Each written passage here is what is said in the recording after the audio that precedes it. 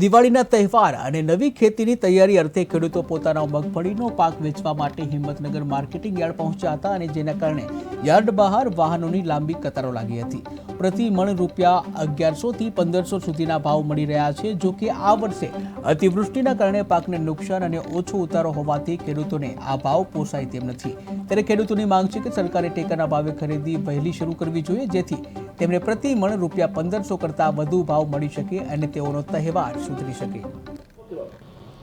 ખેતીવાડી ઉત્પન્ન બજાર સમિતિ હિંમતનગર ખાતે મગફળીની સારી એવી આવક છે. હાલ માર્કેટમાં 30 થી 35,000 બોરીની દૈનિક આવક થાય છે. ભાવની વાત કરીએ તો 900 થી 1500 સુધીના ભાવ પડે છે.